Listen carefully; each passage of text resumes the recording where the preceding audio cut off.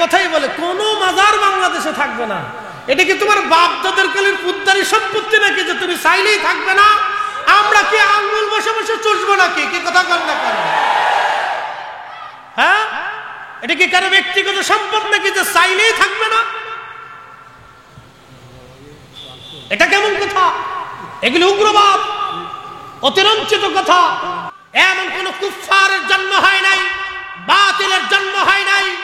আউলিয়া কেরামের দামাত, শাহজালালের দামাত, শাহপরানের দামাত, খাজা বাবা আজমিরির পতাকা, দাতা গঞ্জ বখশের পতাকা, মুজাদ্দিদ আল ফসানির পতাকা, আউলিয়া কেরামের যেই ঝান্ডা উড়ানো ঝান্ডা, পৃথিবীর এমন কোন শক্তি নাই ঝান্ডাকে জমিনে ফেলে দিতে পারে। কথা বলে ঠিক না?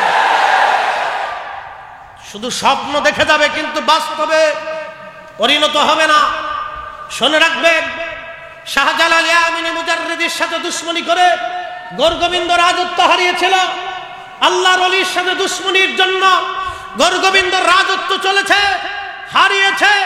খাজা বাবা আজমিরের সাথে দুশ্মনীর জন্য পৃথিবীরাজের সাম্রাজ্য হারিয়েছে। মুজাদ্দিদ আল ফসানি সেরহিন্দির সাথে দুশ্মনীর জন্য সম্রাট আকবরের মসনদ হারিয়েছে, সাম্রাজ্য হারিয়েছে। আউলিয়া কেরামের সাথে দুশ্মনীর জন্য যুগে যুগে সময়ে সময়ে রাজা বাদশাহরা তাদের রাজত্ব হারিয়েছে। হযরতে আবুল হাসান খানকানির সাথে দুশ্মনী বেয়াদবির জন্য সম্রাটের মতো বিরাট বড় স্থাপনা তারা লক্ষ লক্ষ সৈন্য দিয়ে ধরে রাখতে পারে নাই। শুনে রাখবেন, মনে রাখবেন, আহলে সুন্নাত আউলিয়া কেরামের জামাত, আহলে সুন্নাত আউলিয়া কেরামের জামাত, এই জামাতের বিরুদ্ধে যারা লেগেছে তারা বিজিত তো হবেই না, বরং জমিনে পরাজিত হতে হবে। এটা আমাদের জামাত না, এটা আল্লাহ রসুলের জামাত। কথা বলেন ঠিক কিনা? এই ঝান্ডা শুধু আমরা ধরে রাখছি। কি কথা ঠিক কিনা? অনেকেই ভাবতেছে আমরা এদেরকে ধাক্কা দিলেই মনে হয় সুরমা নদীতে চলে যাবে, ধাক্কা দিলেই মনে হয় বঙ্গোপসাগরে চলে যাবে। কখনোই না। স্বপ্ন দেখতেই পারে, স্বপ্ন কেউ দেখতেই পারে, কল্পনা কেউ করতেই পারে। তাদের ভাষায় একটা কথা আসে, কোনো মাজার রাখবে না। আমরা চাই সবাই সহমর্মিতার মাধ্যমে, ভালোবাসার মাধ্যমে আমরা একতাবদ্ধভাবে থাকতে চাই। যে যে মত পালন করে করুক, তার ইচ্ছা সে করুক। হিন্দু পূজা করবে, আর একজন তাফসীর করবে, আর একজন সিরাতুন নবী করবে, আর একজন মিলাদুন নবী করবে। আমার বাড়ি কোরআন খতম হবে, আর একজন দিবে দিবে, আসবে আসবে না, আসবে না আসবে, কিন্তু আমার বাড়ির মিলাদে সে বাধা দিতে পারবে না। ঠিক কিনা? সবাই সবাইকে সহযোগিতার মাধ্যমে কাজ করা উচিত, উগ্রতা পরিহার করা উচিত। কথা বলে ঠিক কিনা? আমরা চাই সমাজে সবাই মিলে মিশে থাকা। ঠিক কিনা? মত পার্থক্য আছে, আগে থেকেই ছিল। মত পার্থক্য কি নতুন? নতুন না, ওটা আগে থেকেই ছিল।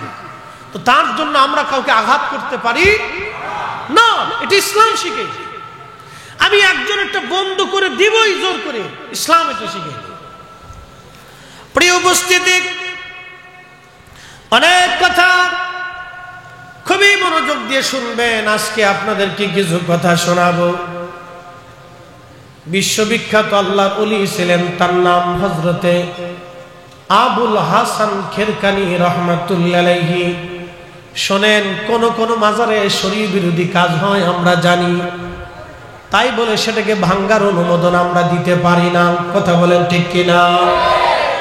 যদি মাজারে শরীয়ত বিরোধী কর্মকাণ্ডের জন্য যদি সেটা ভেঙে ফেলে দেওয়া হয়, তাহলে ব্যাংক সুদের কারবারি হয়। একটা ব্যাংকও বাংলাদেশে থাকার কথা না। কিন্তু ব্যাংক না থাকলে তো চামড়া পাওয়া যাবে না। কি কথা কন না? বাংলাদেশে কোনো পতিতলায় থাকার কথা না,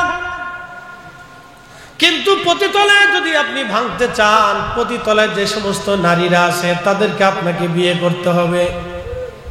ঠিক আসতে বলেন, কেন জোরে বলেন? কিন্তু কেউ করবে? বলেন, এই সভ্য সমাজে আমার দেশের যে নারীগুলি পতিতলায়ের আজকে সদস্য হয়েছে, ও ইচ্ছা করা হয় নাই। হয়তো কারো প্ররোচনায় হয়েছে, না হয় বিপদে পড়ে হয়েছে, না হয় কেউ তাকে জোর করে ঢুকিয়েছে। আল্লাহ হয়তো কেউ ষড়যন্ত্রের শিকার হয়েছে, কোনো না কোনো নারী কোনো না কোনো মাধ্যমে আজকে পতিতালয় হয়েছে। আমার সভ্য সমাজের কাজ কি ছিল?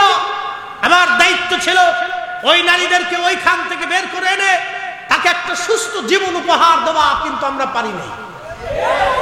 কথা বলেন, পারছি? পারি নাই। তাহলে ওইটা ভাঙতে হলে আপনাকে কি করতে হবে? তার সুন্দর জীবন আপনাকে তাকে ফিরিয়ে দিতে হবে।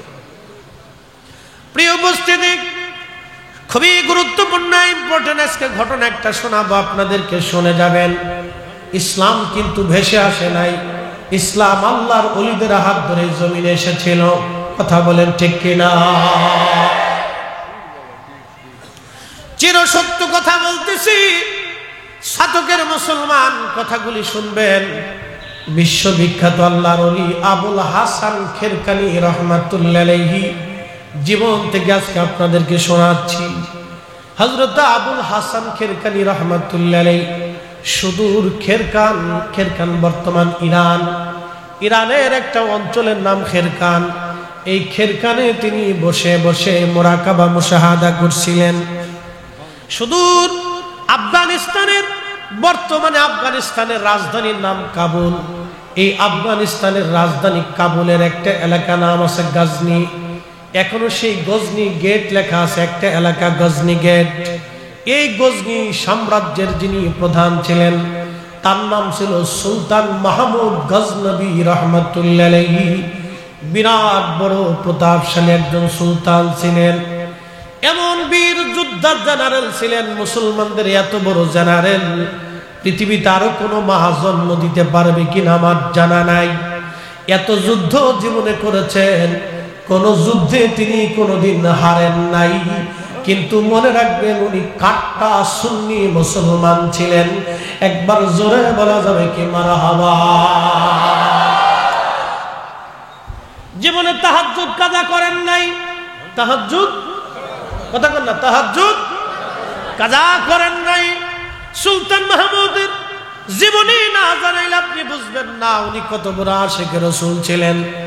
একদিন সুলতান মাহমুদ গজনবী রাজ দরবারে বসা, একটা তলবে আলেম এসে বলতেছে, সুলতান আপনি আমার কাছে দেনা আছেন, ঋণী আছেন। সুলতান মাহমুদ গজনবী বললেন, বেটা আমি তোমার কাছে কি ঋণ আছি বলো। ছেলেটা ডাক দিয়ে বলতেছে, সুলতান আমি আপনার কাছে 5000 দিরহাম পাই। বলে কি করে তুমি 5000 দিরহাম পাও, প্রমাণ দাও। বলে সুলতান আল্লাহর নবী আল্লাহর হাবিব আপনাকে আমাকে 5000 দিরহাম দেওয়ার হুকুম প্রদান করেছেন।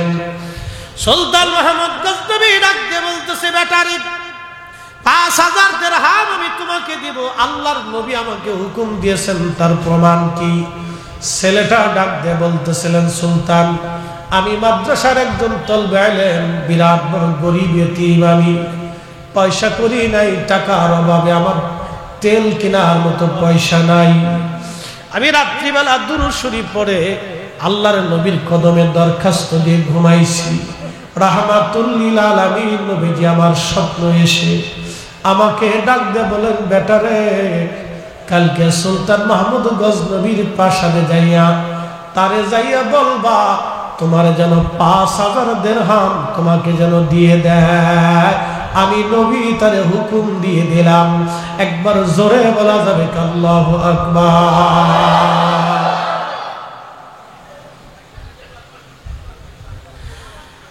শতকের মুসলমান খুবই মনোযোগ দিয়ে শুনে যাবে।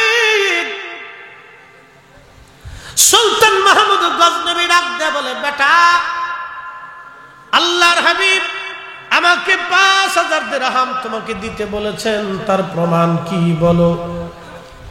বলতেছে, সুলতান আমি আমার রসুলকে বললাম, ইয়া রাসূলুল্লাহি আমি যে 5000 দিরহাম চাবো, কিন্তু সুলতান তো প্রমাণ চাবে। আমি কি প্রমাণ দিব যে আপনি আমাকে হুকুম দিয়েছেন? ছেলেটাকে আল্লাহর নবী ডাক দিয়ে বলল, বেটারে সুলতান মাহমুদ গজনবীকে যে বলবা প্রত্যেক দিন সুলতান মাহমুদ আমাকে 5000 বার দুরূদ শরীফ পড়ে রাত্রিবেলা আমাকে হাদিয়া পাঠায়। আজকে 7 দিন হলো সুলতান মাহমুদ আমারে কেন দুরুদ হাদিয়া পাঠায় না, জিজ্ঞাসা কইরো, তার কাছে কারণ জানতে চাইও। একবার জোরে বলবেন কি মারহাবা? না না, হয় নাই। উম্মত দুরুদ শরীফ পড়ে কিনা নবীর দরবারে খবর হয়, কথা কর না কেন, ঠিক কিনা? উম্মত দুরুদ পড়লো কিনা আমার রাসূলের দরবারে খবর হয়, আশিক উম্মতের খবর আমার রাসূলের দরবারে হয়।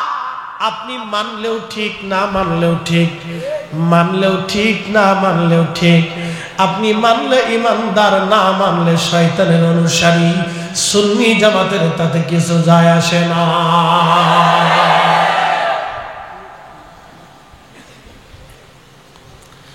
জবাব ছেলেটি ডাক দিয়ে বলতেছে, সুলতান আপনি বলে প্রত্যেক দিন রাত্রিবেলা 5000 বার দুরূদ শরীফ পড়ে আল্লাহর হাবিবকে হাদিয়া পাঠান। সুবহানাল্লাহ বলবেন। গজনী সাম্রাজ্যের সুলতান, বর্তমান আফগানিস্তান, ইরান, পাকিস্তানের এক অংশ, উজবেকিস্তান, তুর্কমেনিস্তান, তাজিকিস্তান, এই বিরাট অংশের তিনি গজনী সাম্রাজ্যের সুলতান ছিলেন। কত বড় আশিক রাসূল। আজকে দুরুদের বিরোধিতা হয়, আমার নবীর মিলাদের বিরোধিতা হয়। যতই বিরোধিতা করো না কেন, আমার আল্লাহর জমিনে, আল্লাহর জমিনে আল্লাহর হাবিবের শান চলবেই চলবে, চলবে, বন্ধ হবে না। হাত উঁচা করে বলেন ঠিক কিনা?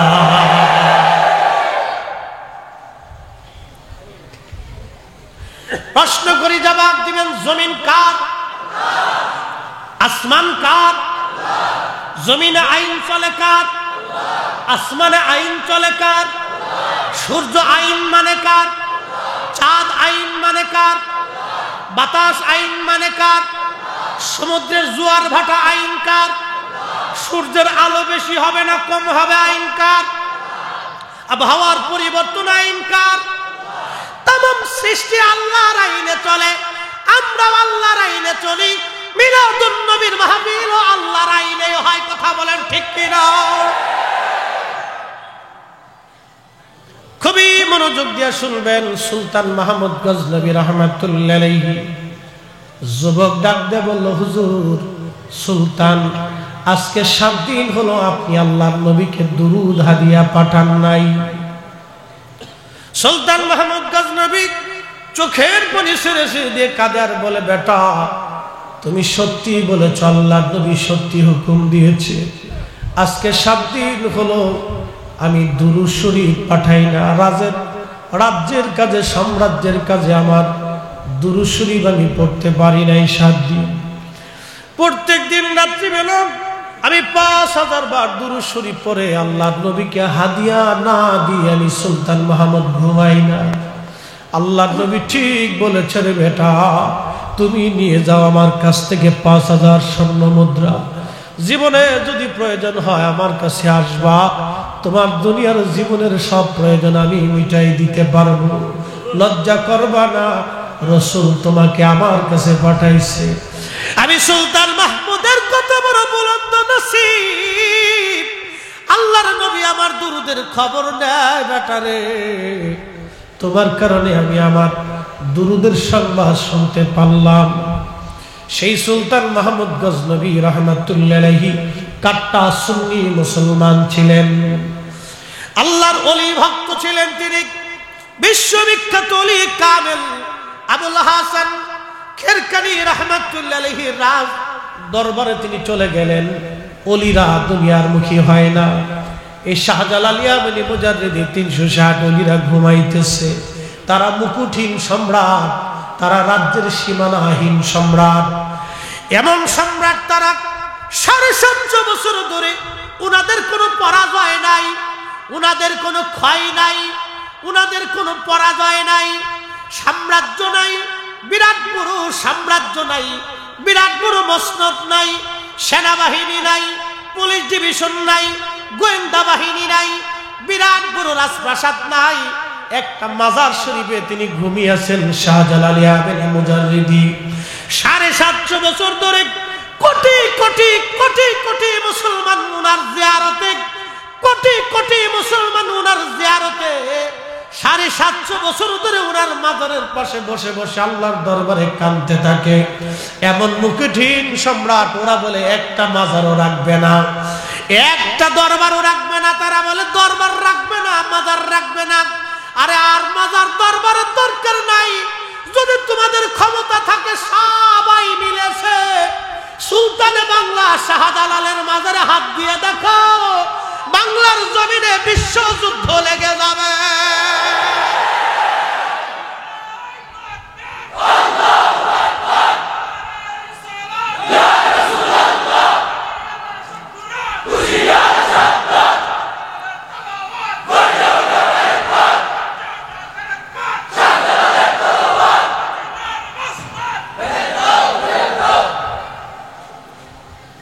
প্রিয় মুসলমানেরা, সাধকবাসী, আমি বেশি বলি নাই, শুধু একজনের কথা বলে দিলাম। কি কথা কন না কেন? বেশি লাগবে?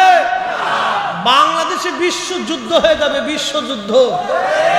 কথা কন না কেন? কথাটা বলে এত সহজ, এগুলো স্বপ্নই দেখা যায়, আর খালি বড় বড় ডাব ছাড়া দেয়, হ্যাঙ্গে চুড়ে শেষ করে ফেলে দেয়।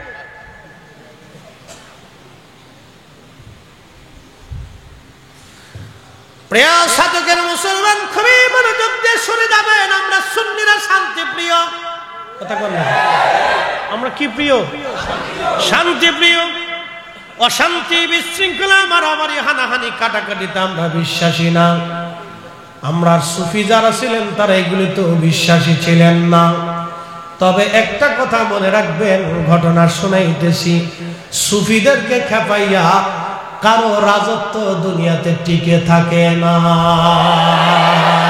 আল্লাহুম্মা সাল্লি আলা সাইয়্যিদিনা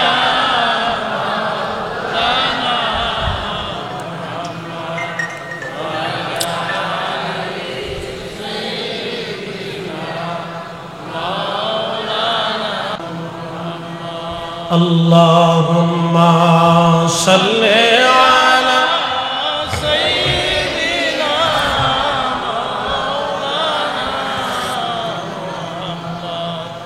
وعلى آل سيدنا مولانا। ত্রিভুবনের প্রিয় মুহাম্মদ এলোর দুনিয়ায়, সাগর আকাশ বাতাস দেখবি যদি আয় রে, সাগর আকাশ বাতাস ধুলির ধরা বেহেশত আজ জয় করিল দিল রে লাজ। আজকে খুশির ঢল নেমেছে ধূসর সাহারায় রে, সাগর আকাশ বাতাস দেখবি যদি আয় রে, সাগর আকাশ বাতাস দেখবি যদি আয়। দেখ আমেনা মায়ের কোলে দোলে শিশু ইসলাম দোলে, কচি মুখে শাহাদাতের বাণী সে শোনায়। সাগর আকাশ বাতাস দেখবি যদি আয় রে, সাগর আকাশ বাতাস দেখবি যদি আয়। প্রিয় সাধকের মুসলমান, বাগমারার মুসলমান, বাগমারা না বাগমারি, ও বাগবাড়ি, বাগবাড়ি। আমি বলছি বাগমারা, মানে বাগরে ধরে আপনারা ফিটাইছিলেন। যাই হোক, বিশেষ বিশেষ কারণে এলাকার নাম থেকে বাগ বাড়ি, অর্থাৎ এদিকে সবার বাড়িতে মনে একটু বাগান টাগান বেশি ছিল, বাগিচা বেশি ছিল। হ্যাঁ, এই যে দেখছেন ধরা পড়ে গেছে, বাগিচা বেশি ছিল বিদায় বাগবাড়ি। শতকের বাগবাড়ির মুসলমান সুলতান মাহমুদ গজনবী চলে গেলেন সুদূর খেরকানে। আবুল হাসান খেরকানি রহমাতুল্লাহ আলাইহির বারগাহে। তিনি আবার ছিলেন হযরত বাইজিদ বুস্তামি রহমাতুল্লাহ আলাইহির পরে। বাইজিদ বুস্তামি রহমাতুল্লাহ আলাইহি বায়াত ছিলেন হযরতে ইমাম জাফর সাদিক রাহিমাহুল্লাহের কাছে। খুব মনোযোগ দিবেন, অনেক বড় দরুদের ওলি ছিলেন তারা। আজকের কথা না, বহু আগের কথা। সুলতান মাহমুদ গজনবী গেলেন, যা দেখতেছেন আল্লাহর ওলি মুরাকাবায় জিকিরের হালতে বসা। খুবই মুরাকাবা জিকিরের হালত। আল্লাহর ওলি বসে আছেন, খাদেম পিছন দিক থেকে ধীরে ধীরে হুজুরকে বাতাস দিচ্ছে। সুলতান মাহমুদ গজনবী কোনো কথা নাই, চুপচাপ বসে আছেন তিনি। কারণ হুজুরের মুরাকাবা ভাঙবেন, যদি বেয়াদবি হয়, আল্লাহর ওলি যদি কষ্ট পায়। দেখেন আগের সুলতান যারা ছিলেন তারা ওলি ভক্ত ছিলেন, এতটাই ভয় পাইতেন যদি ভুল হয়ে যায়, আল্লাহর ওলির সাথে যদি বেয়াদবি হয়ে যায়। চুপচাপ তিনি বসে আছেন দীর্ঘ সময়। এত বিরাট সালতানাতের অধিকারী সুলতান একজন আল্লাহর ওলির কাছে অসহায়। কি কথা করেন না কেন, ঠিক কিনা? আল্লাহর ওলির কাছে তিনি অসহায়, চুপচাপ বসে আছেন, কোনো কথা নাই। অনেক সময় পরে খাদেমকে ডাক দিয়ে বললেন, আল্লাহর বান্দা, আমি সুদূর আফগানিস্তানের গজনি থেকে আসছি। সুলতান মাহমুদ গজনবী, আমি গজনির সাম্রাজ্যের সুলতান, আল্লাহর ওলির খেদমতে আসছি। দয়া করে হুজুরকে একটু অবহিত করেন, আমি দোয়া নেওয়ার জন্য আসছি। খাদেম হুজুরের মুরাকাবা ভেঙে দিলেন। আবুল হাসান খেরকানি রাহিমাহুল্লাহ ডাক দিয়ে বললেন, বেটা মুরাকাবা কেন ভাঙলা? বলে, হুজুর, গজনি সাম্রাজ্যের সুলতান মাহমুদ গজনবী আপনার কদমে আসছেন দোয়া নেওয়ার জন্য, এজাজতের জন্য। আল্লাহর ওলি ধমক দিয়ে বলেন, বেটা দুনিয়ার কুকুরকে বের হয়ে যেতে কও, আমার কাছে কেন আসছে এটা বের করে দেখে আমার থেকে। ও কেন আসছে বের হয়ে যেতে কও, ওর সাথে আমার কোনো কথা নাই, বের হয়ে যেতে বল। সুলতান মাহমুদ গজনবী খুব বিচক্ষণ ছিলেন। সামনে এসে আস্তে করে হুজুরের সামনে আদবের সাথে বসে যায়, বললেন, হুজুর ক্ষমা করে দিবেন, আমি আপনার কাছে দোয়ার জন্য আসছি। বলতেছে, কেন আসছো বলো? বলে, হুজুর দোয়ার জন্য আসছি। কি দোয়া চাও তুমি? বলতেছে, হুজুর ভারতের একটা বিরাট বড় মন্দির আছে সোমনাথ, এই মন্দির আমি দখল করতে চাই, এই এলাকা আমি দখল করতে চাই। আল্লাহর ওলি বললেন, বেটা তুমি এই মন্দির দিয়ে কি করবা? কেন তুমি দখল করতে যাবা? কারণ কি? তোমার কি প্রয়োজনে পড়ছে? বলতেছে, হুজুর আমি শুনছি, আমি জানছি আল্লাহর নবী মক্কাতুল মুকাররমায় কাবা শরীফের ভিতরে 360টা মূর্তি ভেঙ্গে ফেলে দিয়েছিল। এই ভাঙ্গা ভগ্নাংশ কিছু অংশ এনে তারা ওই মূর্তি বানাইছে। আর তারা বলে নাকি মূর্তি এই মন্দির কেউ দখল করতে পারবে না। তাদের এই ইচ্ছাকে, বিশ্বাসটাকে আমি নষ্ট করে দেওয়ার জন্য, প্রতিহত করার জন্য, এবং ওই যে কাবা শরীফ থেকে ভেঙে ফেলে দেওয়া ভগ্নাংশ আমি একবারে চুরমার করে দেওয়ার জন্য আমি আক্রমণ করতে চাই। কিন্তু হুজুর আমার সেনাবাহিনী বিরাট বড় দুর্বল, এত বিরাট সেনাবাহিনীর সঙ্গে আমার এই ছোট্ট সেনাবাহিনী যুদ্ধে পারবে না। আমি আল্লাহর ওলির কাছে আসছি এজাজত নেওয়ার জন্য, দোয়া নেওয়ার জন্য। আপনি যদি দোয়া করে দেন তাহলে আমি যুদ্ধে জড়াবো, আর দোয়া যদি না করেন তাহলে আমি যাব না। আওয়াজ তুলে বলা যাবে আল্লাহু আকবার।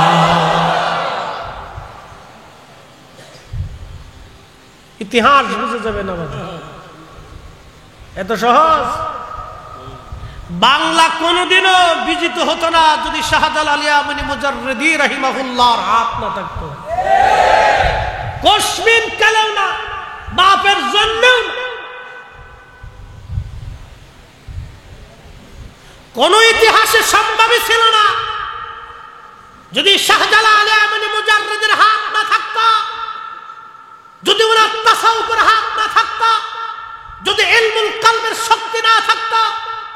সিফাস আল নাসিরউদ্দিন সাহেব তলোয়ার এ জমিনে চলতো না যদি উনার সেই আল্লাহ প্রদত্ত ক্ষমতা না থাকতো। মুসলিম তো দূরের কথা, মুসলমানের অস্তিত্ব নিয়ে জমির সন্দিহান ছিল। অতএব আমাদের ইতিহাস ঐতিহ্যকে সংরক্ষণ করতে হলে আল্লাহর ওলিদের পথ মত আমাদের প্রয়োজন। কথা বলে ঠিক না ঠিক? প্রিয় সাধকের মুসলমান,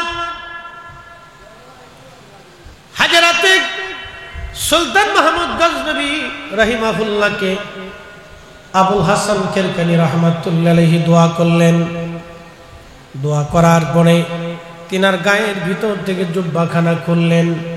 জুব্বাটা জায়গায় জায়গায় তালি দেওয়া ছিল, সিরা ছিল, মোটা সুতার বানানো কম্বলের মতো জুব্বা মোটা। খুলে দিয়ে বললেন, বেটা জুব্বাখানা নিয়ে যাও, যাও জুব্বাখানা নিয়ে যদি ওই সময় কঠিন মুসিবতের মধ্যে পড়ে যাও, আমি জুব্বাখানা তোমারে দিয়ে দিলাম। জুব্বাখানা তুমি আল্লাহর দরবারে ওযু করে নামাজ পড়ে যদি যুদ্ধে তুমি বিপদের মধ্যে পড়ো, এই জুব্বাখানা হাতের মধ্যে নিয়ে আল্লাহকে বলবা, আল্লাহ জুব্বার মালিক যদি তোমার পছন্দ হয়, আল্লাহ এই জুব্বার মালিকরে তুমি যদি ভালোবাসো, তোমার যদি পছন্দের ভালোবাসার হয়, তাহলে এই জুব্বাখানা ধরে তোমার দরবারে হাত বাড়াইছি। সুলতান মাহমুদ, তুমি আল্লাহর কাছে যা যা মন চাই চাবা, আল্লাহর ইচ্ছায় আশা করি আমার মালিক তোমারে খালি ফিরাবে না। জোরে বলা যাবে কি মারহাবা।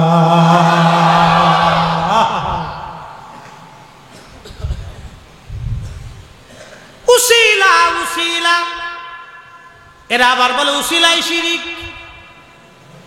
বুঝছেন? উসিলা শিরিক।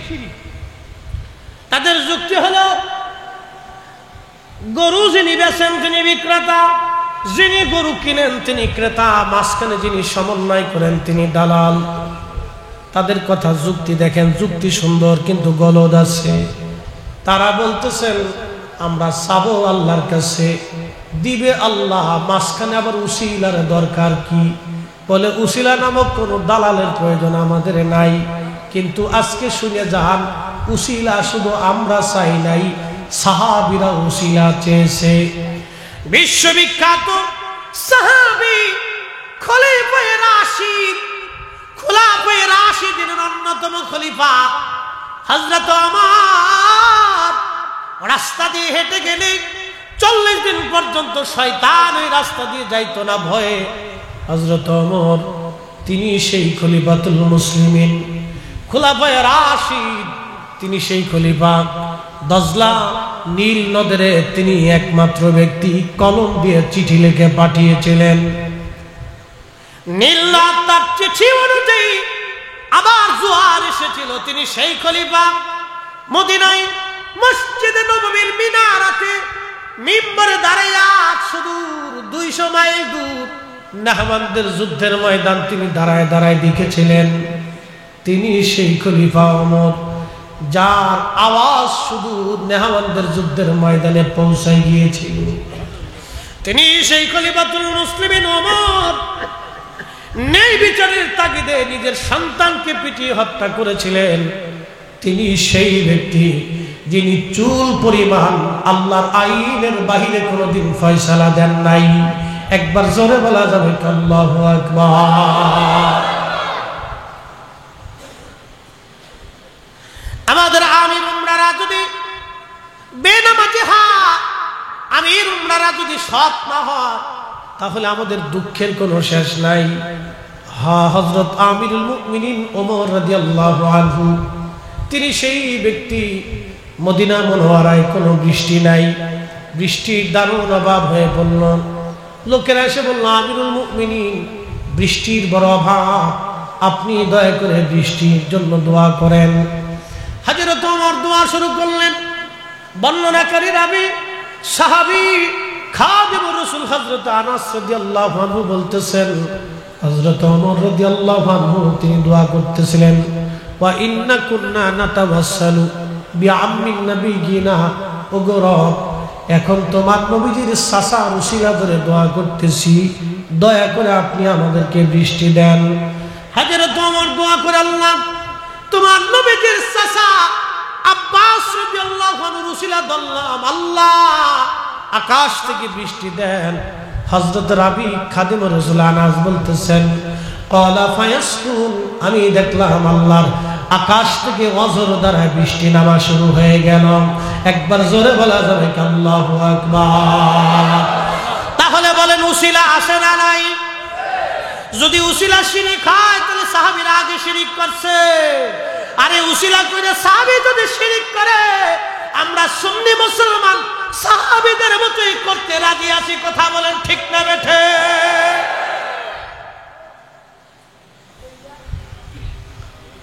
এই ওলি আল্লাহর বাংলাদেশ, শহীদ গাজীর বাংলাদেশ, রহম করো আল্লাহ, রহম করো আল্লাহ। শাহজালালের বাংলাদেশ, শাহপরানের বাংলাদেশ, রহম করো আল্লাহ, রহম করো আল্লাহ। হযরত আবুল হাসান খিরকানি জুব্বা দিয়ে দিলেন। সুলতান মাহমুদ গজনবী সুদূর গজনি থেকে ভারতে এসে সোমনাথ আক্রমণ করলেন। বুঝতে পারতেছেন কত কঠিন যুদ্ধ। সনাতন বাহিনী তৎকালীন সময়কার বিরাট বড় ভারতীয় সেনা, লক্ষ লক্ষ সৈন্যরা জীবন দিয়ে যুদ্ধ করতেছে।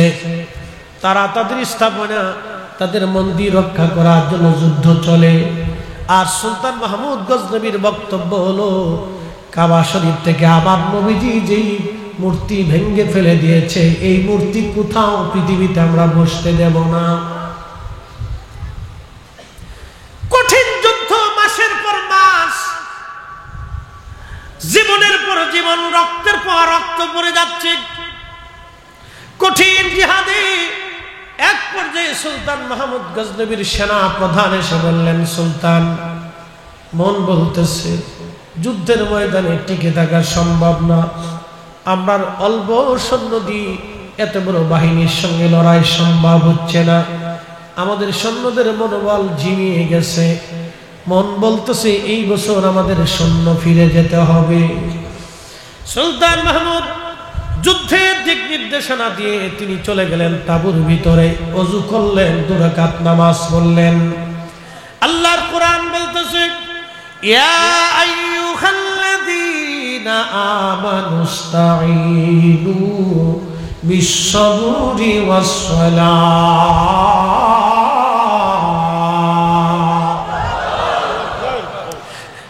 তেলের গাড়ি তেলে চলে,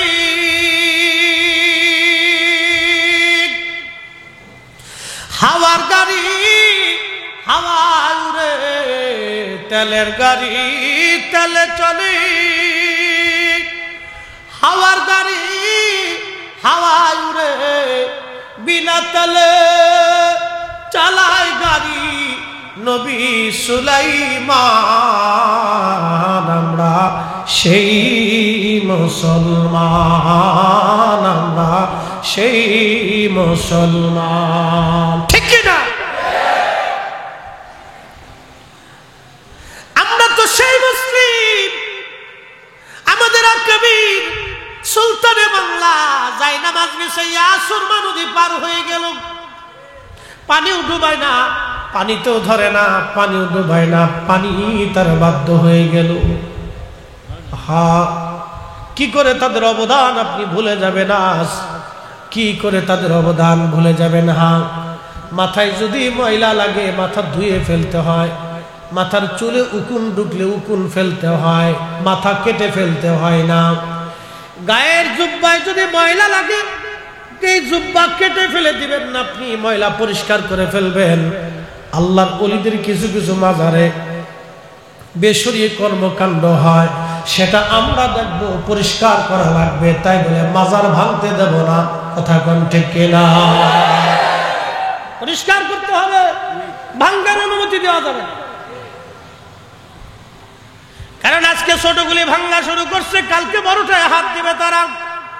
তখন সারা দেশে বিশৃঙ্খলা লাগবে, অশান্তি, যুদ্ধ বিগ্রহ লেগে যাবে, মারামারি দাঙ্গা হাঙ্গামা লেগে যাবে, রক্তপাত হবে, মানুষ মার্ডার হবে। এইগুলি অনুমোদন দেওয়া যাবে না। বর্তমান প্রশাসককে আমি বলবো, তারা বাংলাদেশে অশান্তি বিশৃঙ্খলা সৃষ্টি করতে যারা চায়, দ্রুত গতিতে তাদের আইনের আওতায় আনেন, নতুবা আমার দেশের এই সুন্দর সমাজ তারা নষ্ট করে দেবে। কথা বলেন ঠিক কিনা?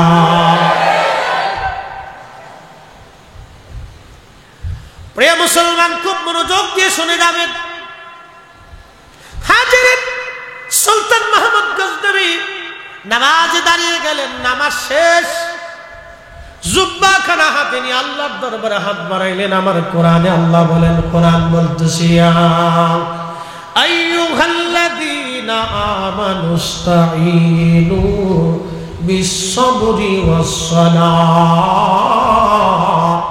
হে ঈমানদার, তুমি আমি আল্লাহর কাছে সাহায্য চাও। দুইটা পদ্ধতিতে তুমি আমার কাছে সাহায্য চাবা।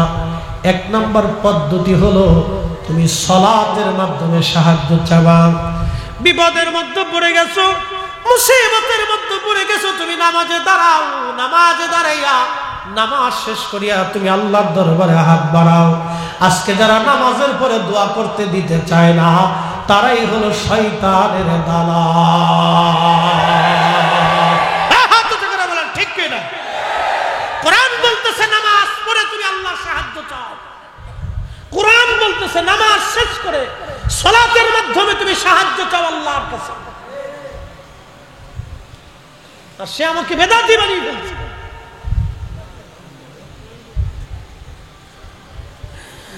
আল্লাহর কোরআন আর বলতেছে, ফাইদা ফারাগতা ফানসাব ওয়া ইলা রাব্বিকা ফারগাব। বিশ্ববিখ্যাত তাফসীর ইবনে আব্বাসের ভিতরে রাইসুল মুফাসসিরিন হযরত আব্দুল ইবনে আব্বাস রাদিয়াল্লাহু আনহুমা তিনি আয়াতের তাফসীর করতে যায় লেখেন, ফাইদা ফারাগতা মিনাস সালাতিল মাকতুবা। আল্লাহর কোরআনে আমার রব, আমার মালিক আল্লাহ বলতেছেন, হাবিব আপনি যখন নামাজ থেকে ফারেগ হবেন, ফরজ নামাজ থেকে আপনি যখন ফারেগ হবেন, ফানসাবু ওয়া ইলা দুআ, আপনি দোয়ার মাধ্যমে আল্লাহর দরবারে মনোনিবেশ করেন।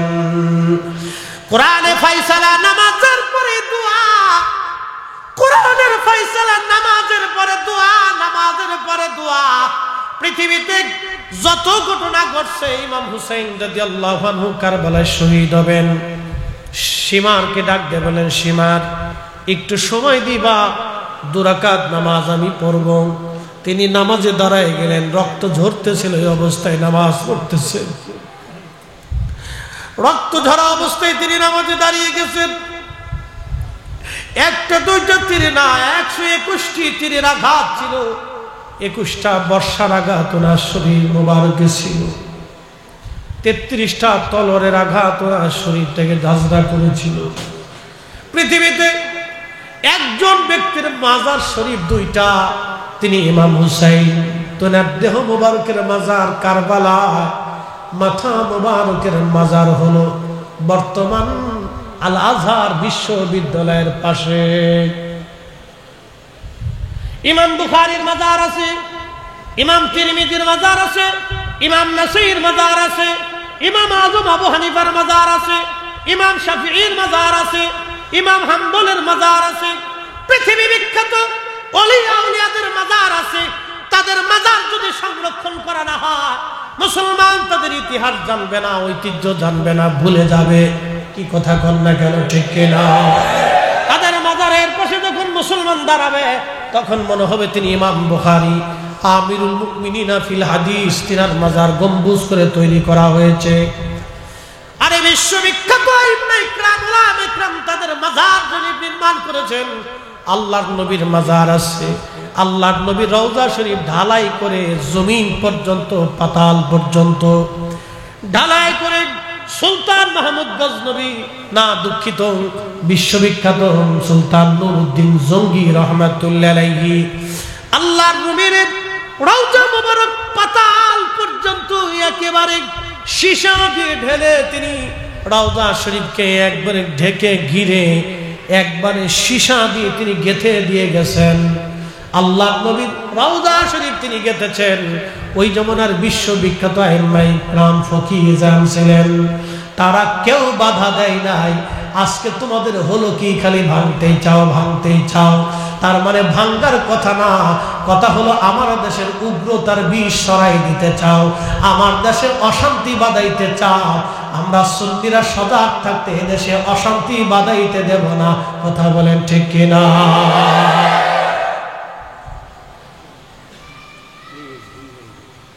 এগুলো এক ধরনের বিশৃঙ্খলা সৃষ্টি করে, অন্য কিছু না। যার যার কাজ শেষে করে, কোনো অসুবিধা নাই। তবে হ্যাঁ, উলামা ইকরামের দায়িত্ব, কোনো মাজারে বেসরি যদি কাজ হয় তাহলে সর্বোপরি আলেমদের কাজ হলো সবাই এক জায়গায় বসবে। সব ঘরানার আলেম, সব ঘরানার আলেম সবাই বসবে, সমস্ত ঘরানার আলেমরা এক জায়গায় বসবে, সবাই সবাইকে দাওয়াত করবে, এক জায়গায় বসে বলবে অমুক মাজারে এই কাজ হয়, আসেন আমরা সেটাকে পরিষ্কার করি। সেই জন্য তারা তাদের কমিটিকে ডাকবে, এক জায়গায় বসাবে, বসাইয়া তাদেরকে সুন্দর করে পরামর্শ দিয়া মাজার থেকে বেসরি কাজগুলি সরাই দেওয়া এটা আলেমদের দায়িত্ব। মারামারি কাটাকাটি বাধাই দেওয়া আলেমের কাজ না। কি কথা বলেন ঠিক কিনা? আমাদের কাজ না, আমাদের কাজ হচ্ছে ঝামেলা মীমাংসা করা,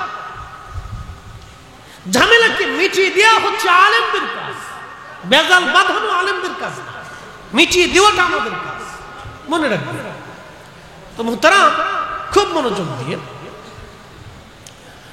হযরত ইমাম হুসাইন রাদিয়াল্লাহু আনহু তিনি নামাজে দাঁড়িয়ে গেলেন, রক্ত ঝরতেছিল, তিনি নামাজ ছাড়েন নাই, তখনও নামাজে দাঁড়িয়ে গেলেন, নামাজ পড়লেন। নামাজ শেষ করে তিনি আল্লাহর দরবারে হাত তুলে দোয়া করলেন, সালাতের মাধ্যমে তিনি আল্লাহর সাহায্য চাইলেন। আমাদের কাজ হলো সালাতের মাধ্যমে আল্লাহর সাহায্য কামনা করা। একবার জোরে বলা যাবে কি মারহাবা? আল্লাহুম্মা সাল্লি আলা সাইয়্যিদিনা মাওলানা ওয়া আলা আলি সাইয়্যিদিনা মাওলানা। আপনাদের বুঝতে কোনো অসুবিধা হয়, কষ্ট হচ্ছে? তাহলে একসাথে আবার বলি তো আল্লাহু আকবার। না না, আরো বুলন্দ আওয়াজে বলি আল্লাহু আকবার। সুলতান মাহমুদ গজনবী হাত বাড়াইছে, হাত বাড়িয়ে দিয়েছেন জুব্বাখানা নিয়ে। রাব্বি, আমার মুর্শিদ, তোমার ওলি আবুল হাসান খেরকানি রাহিমাহুল্লাহ, তিনি এই জুব্বাখানা আমারে দিয়া আমাকে বলেছিলেন, বেটা জুব্বার উসিলা এই তুমি বলবা দোয়াতে আল্লাহ জুব্বার মালিক যদি তোমার পছন্দ হয় তাহলে আমাকে এটা দাও সেটা দাও। রব্বুল আলামিন, আজকে আমি হাত তুলেছি এই জুব্বাখানা হাতে নিয়ে, আল্লাহ আল্লাহ আজকে আমি হাত বাড়াইলাম। রব্বুল আলামিন, এই জুব্বার মালিক যদি তোমার পছন্দ হয়, এই জুব্বার মালিক যদি তোমার পছন্দ হয়, তাকে যদি তুমি ভালোবেসে থাকো আল্লাহ, এই জুব্বার উসিলা ধরলাম, জুব্বার মালিকের উসিলা ধরলাম। আজকে আমি সুলতান মাহমুদ গজনবী এবং মুসলমানদেরকে পরাজিত করিও না আল্লাহ, শরম দিও না, আজকে বিজয় দিয়ে দাও। আজকে সোমনাথে আমাদের বিজয় দাও, পরাজয় দিও না আল্লাহ। সুলতান মাহমুদ গজনবী চোখের পানি ফেলে ফেলে কাঁদতেছে, আল্লাহ আজকে শরম দিয়েন না, লজ্জা দিয়েন না আল্লাহ, আজকে শরম দিয়েন না, বিজয় দেন আল্লাহ, শরম দিয়েন না। এইভাবে তিনি কান্না করতেছিলেন, দীর্ঘ সময় তিনি কান্না করলেন, দোয়া করতে লাগলেন। সেনা প্রধান এসে দৌড়ায় বলল, হুজুর সুখের সংবাদ আছে, যুদ্ধের মোড় ঘুরে গেছে, সোমনাথের সিংহ দরজা আমরা দখল করেছি, ভেঙে ফেলেছি। আমাদের বিজয় দ্বার প্রান্তে একবার জোরে বলা যাবে আল্লাহু আকবার, চিৎকার মেরে বলেন আল্লাহু আকবার। তাহলে বলেন ওলির দরকার আছে না নাই? আমরা ওলিদের পক্ষে আছি, ওলিদের পক্ষে থাকবো। শাহজালালের জমিন, শাহপরানের জমিন, 360 আউলিয়ার জমিন, আল্লাহর ওলিদের জমিনে ওলিদের দেওয়া ইসলাম এদেশেই চলবে। হাত উঁচা করে বলেন ঠিক না বেঠে?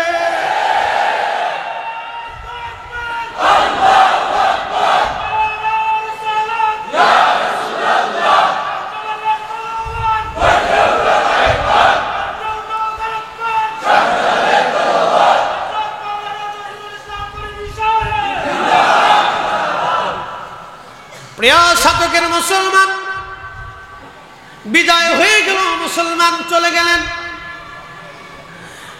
রাত্রিবেলা সুলতান মাহমুদ গজনবী নিজের তাঁবুর মধ্যে ঘুমিয়ে পড়েছেন, স্বপ্ন দেখতেছেন। আল্লাহর ওলি হযরত আবুল হাসান খেরকানি রাহমাতুল্লাহ আলাইহি স্বপ্নে আসলেন। এসে বলতেছে, সুলতান মাহমুদ গজনবী, বলো আমার জুব্বা তুমি কোন দামে বিক্রি করলা? তুমি যে জুব্বা বেচছো, কোন দামে বেচছো? দাম কি দাম পাইছো? কি দামে তুমি জুব্বা বিক্রি করলাম? সুলতান মাহমুদ গজনবী ডেকে বলতেছে, হুজুর, জুব্বা আমি জুব্বার উসিলা ধরে আজকে সোমনাথ বিজয়ের দোয়া করেছিলাম, আল্লাহ বিজয় দান করেছেন। সুলতান মাহমুদকে আবুল হাসান কিরকানি রাহমাতুল্লাহ আলাইহি বললেন, বেটা বড় ভুল করে ফেলছো, এত কম দামে কেন আমার জুব্বা তুমি বিক্রি করলা? কারণ কি? রে সুলতান, বিজয় না চাইয়া তুমি যদি আল্লাহর কাছে বলতে, আল্লাহ সোমনাথে যত বিধর্মী আছে সবাইরে তুমি আজকে মুসলমান বানায় দাও, তোমার বাকি যুদ্ধ করা লাগতো না, আজকে সারা এলাকায় মুসলমান আল্লাহ বানায় দিতে। একসাথে যারা বলেন আল্লাহু আকবার। তাহলে ওলির দরকার আছে না নাই? ওলি লাগবে কিনা? ওলির পক্ষে আসে কিনা? আপনি থাকলেও আল্লাহর ওলি, না থাকলেও আল্লাহর ওলি। বাংলাদেশের সব মানুষ যদি চেষ্টা করে, আমি মনে করি আল্লাহর ওলি শাহজালাল ইয়ামানি মুজাররিদের মাজার আল্লাহ নিজে রক্ষা করবে। আমরা না পারলেও আল্লাহ নিজে রক্ষা করবে। প্রিয় মুসলমান, কবে মনোযোগ দিয়ে কথাগুলি শুনে যাবে না। এই জন্য আমাদেরকে আল্লাহর ওলিদের পথের পথিক হওয়া লাগবে। তাদের পথের পথিক যদি আমরা হতে পারি, জীবন আমাদের ধন্য হয়ে যাবে, জীবন আমাদের বুলন্দ হবে। এই উপমহাদেশের অন্ধে অন্ধে ইসলামের সুমহান বাণী ছড়িয়েছেন তিনারা সুফিরা। সুফি যদি না হতো এই জমিনে ইসলামের অস্তিত্ব খুঁজে পাওয়া মুশকিল ছিল। সুফিদের বিরাট বড় অবদান। অতএব কথায় কথায় বেদাতি, ভণ্ড বলে গালি দেওয়া, এইগুলি হলো শয়তানের প্ররোচনা। কথা বলেন ঠিক কিনা? কথায় কথায় ভণ্ড, কথায় কথায় বেদাতি, কথা বলেন ঠিক কিনা? কথায় কথায় ভণ্ড, কথায় কথায় বেদাতি। প্রিয় উপস্থিতি, হ্যাঁ, আমরা নির্মল ইসলামের ছায়াতলে আসছি। তিনাদের বিরাট বড় অবদান, আমরা তাদের ভুলব না। তাদের জিয়ারত আমাদের দরকার, কিন্তু সেই জিয়ারতটা আমরা সুন্নত পদ্ধতিতে শরীয়তের আইন মোতাবেক আমরা করব। যদি শরীয়তের আইনে রেখে তাদের জিয়ারত আমরা করি, তাহলে তারাও খুশি হবে, আল্লাহও খুশি হবে। আমরা শরীয়তের বাহিরে যাব না, সুন্দর পদ্ধতিতে আমরা সুন্নত তরিকা অনুযায়ী তাদের জিয়ারতে যাব, তাদের সাক্ষাৎ করব, তাদের জন্য দোয়া করব। আল্লাহ আমাদের প্রত্যেকের তৌফিক দান করুন, জোরে বলেন আমিন। আল্লাহুম্মা সাল্লি আলা, হ্যাঁ জবান খোলে,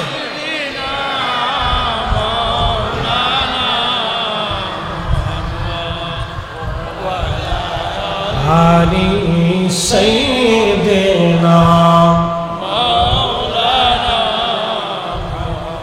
একটু জিকির করে লা ইলাহা লা ইলাহা লা ইলাহা হাসবি রব্বি জাল্লাল্লাহ মা ফি কলবি গায়রুল আহা নূর মুহাম্মদ ওহ নূর মুহাম্মদ করি লা ইলাহা ইল্লাল্লাহ লা ইলাহা ইল্লাল্লাহ লা ইলাহা জবান খুলে আল্লাহ আল্লাহ আল্লাহ আল্লাহ আল্লাহ আল্লাহ আল্লাহ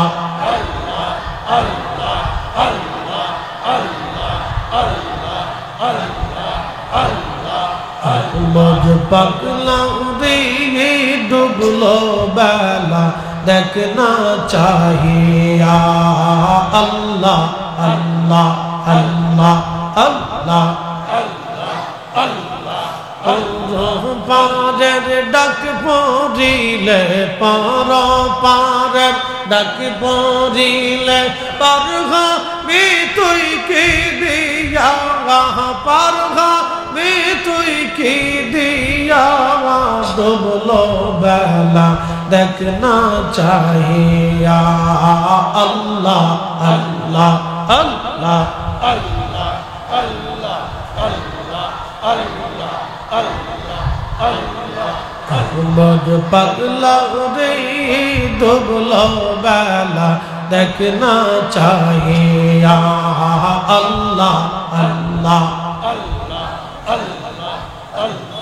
সাদের জীবন খেলাই খেলা শেষ হইতে চলিল নামাজ রোজা জিকির ফিকির কে সইনা কি হইল সাদের জীবন হেলায় হেলায় শেষ হইতে চলিল নামাজ রোজা জিকির ফিকির কে সইনা কি হইল রং তামা শাহিদিন কাটাইলা রং তামা শাহিদিন কাটাইলা আল্লাহর জিকির করলা না তোমরা আল্লাহর তালাশ করলা না ডুবলো বেলা দেখনা চাহিয়া আল্লাহ আল্লাহ আল্লাহ Allah Allah Allah Allah Allah Allah Allah Allah মুঝ পাগলা রে ডুবলো বেলা দেখনা চাহিয়া আল্লাহ আল্লাহ পর পারের ডাক পড়িলে পর পারের ডাক পড়িলে পার হবি তুই কি দিয়া রে পার হবি তুই কি দিয়া ডুবলো বেলা দেখনা চাহিয়া আল্লাহ আল্লাহ আল্লাহ